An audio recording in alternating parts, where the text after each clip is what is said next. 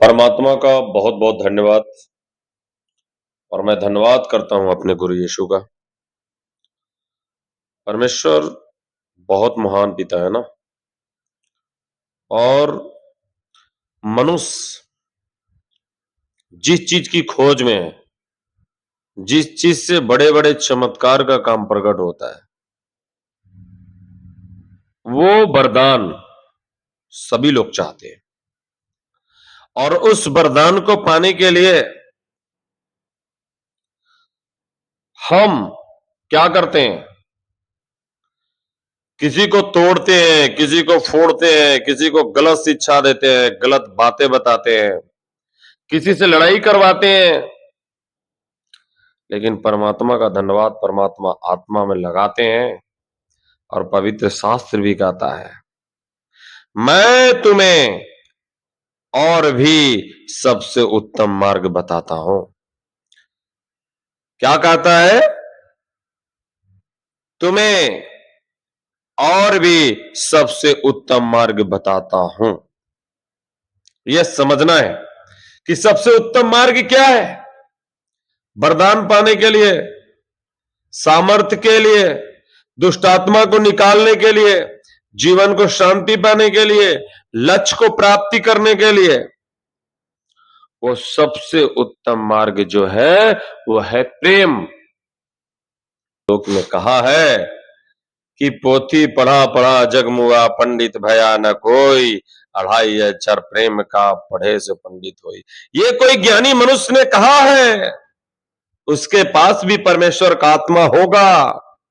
प्रेम एक ऐसी चीज है कि आप प्रेम को अपना लोगे तो आपके पास सारे वरदान जो है पूरा हो जाएगा। चंगाई करने का वरदान,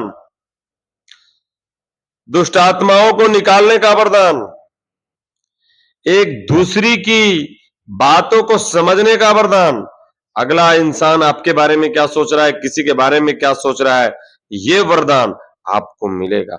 और वो सबसे उत्तम है तो प्रेम है। इसलिए भाइयों बहनों, मैं परमात्मा का धन्यवाद करता हूं। और आप धन्यवाद के साथ साथ सभी के साथ प्रेम करना सीखो।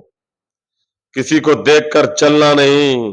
अपने आप को बड़ा होने के लिए, दूसरे को नीचा दिखाने के लिए झूठ बोलने का इस्तेमाल मत करो। और एक बात ध्यान में रख लेना, चोरी करके, झूठ बोल के, कपट करके तुम बड़ा हो जाओगे तो धन आपको कोई काम आने वाला नहीं है। इसलिए मैं कहता हूं कि परमात्मा का धन्यवाद करो, परमात्मा के आत्मा के साथ करो, आपके जीवन में सारे काम सफल होंगे। इसलिए सबसे उत्तम मार्ग जो है वो है प्रेम। आप अगर प्रेम करते हैं तो कभी भी किसी के साथ गलत काम नहीं करेंगे। कहा है, एक साधे तो सब साधे, सब साधे सब जाए। आपके अंदर में एक सद्गुण आ जाएगा तो सारे सद्गुण अपने आप आपके पास आना शुरू हो जाएगा। ये ध्यान देने वाली बातें है। आप कितने बड़े बड़े काम को करते हैं। लिखा है, यदि मैं मनुष्य और स्वर्ग दूतों की बोलियां बोलूं और प्रेम न रखूं तो मैं ठनठनाता हुआ पित्तर और झनझनाती हुई झांझ हूं। यदि मैं भविष्यवाणी कर सकूं और सब भेदों को और सब प्रकार की ज्ञान को समझूं और मुझे यहां तक पूरा विश्वास हो कि मैं पहाड़ों को भी हटा दूं, परंतु प्रेम न रखूं तो मैं कुछ भी नहीं। आप कुछ भी नहीं हो अगर आपके अंदर प्रेम नहीं है। इसलिए सबसे उत्तम मार्ग प्रेम है।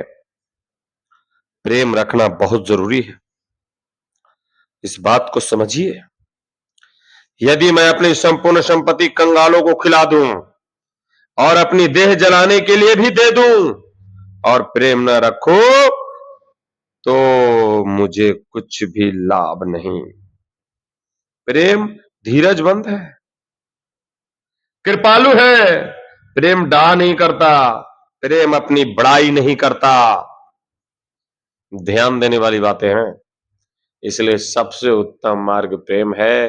किसी ज्ञानी ने जो कहा है वो सत्य कहा है कि पोथी पढ़ा पढ़ा जग मुआ, पंडित भया न कोई, अढ़ाई अक्षर प्रेम का पढ़े से पंडित होई। समझने की बात है। इसलिए सबसे उत्तम मार्ग प्रेम है। भले ही आप ईश्वर को जानते हो, भले ही आप मसीह को मानते हो, मैं तो बता दिया, ये तो लिखा हुआ है, आपने पढ़ भी लिया, पढ़ दिया, आप सुन भी लिया कि आप इतने बड़े बड़े भविष्यवाणी कर रहे हैं, इतने बड़े बड़े काम कर रहे हैं, लेकिन अगर आपके अंदर प्रेम की भावना नहीं तो सब बेकार है। और आपके अंदर अगर प्रेम है तो फिर क्या कहना है, फिर क्या कहना है। इसी प्रकार से भाइयों, सभी लोगों के साथ प्रेम करो।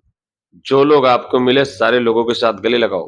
किसी को के साथ छल कपट का व्यवहार ना करो। लोभी ना बनो। परमेश्वर की आत्मा के अनुसार चलो। परमेश्वर आपके जीवन में काम करता रहेगा। बड़े बड़े चिन्ह चमत्कार, बड़े बड़े काम आपके जीवन से प्रकट होता रहेगा। तो ठीक है, मैं परमात्मा को धन्यवाद करता हूं। आज के दिन के लिए इतना ही। परमेश्वर को लाख लाख धन्यवाद।